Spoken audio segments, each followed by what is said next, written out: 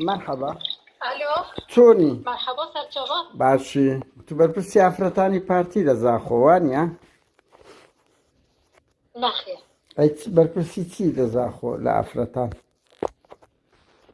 بۆ خێر بیشەڵا وەڵا پرسیارێکمان هەبوو بەس لەسەر مەسەلەی ئافرەتانە لە زاخۆ جانەبتان ئەوز بکرد ئەس ناوم توانا کەریمە بەڵێ بەڵێ ئاتوو بەرپرسنی لە ئافرەتان پلەت چیە لە ناو ئافرەتانی پارتی بەس جانەبتان ئەوز بکەم بزانم تو کی ئەس ئەوەمە چالاکوانەکەم لە ئەوروپا پرسیارێکمان هەبوو وەڵا لەسەر ئەوەی ئەتو بۆ خۆ دەزانی ئەبوو چیچۆ هەرچی ژنی مەسئولە قسەی پێگوت وەنیای خەڵکی زاخۆ و کەسەکە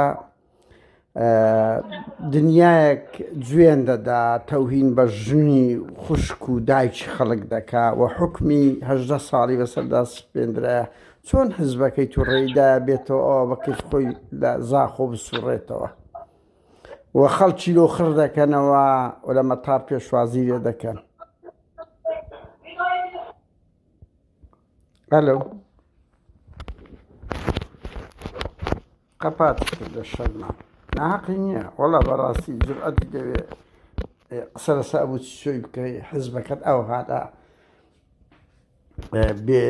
بێمۆڕاڵ بیت داڕمابی لە ئەخلاق کەسێکی وا ساقیت مجریم کە تاوانبارە لەلایەن حکوومەتەکەی خۆتەوە لەلایەن ئەوە بێ بهینی ئەوواوە وەک پادشایەک لە ناو بازار ڕێزی لێ بگری مرۆڤی ئازادی خوازم لێ بچی لە ئەوەی سیمینارێک بکە یان پیاسەیەکی وا بکە ناحەقی نییە ژنە ژن و کەسی زاخۆی نەهێشتی ئەوەندەی نەڕێ سواریان دەبن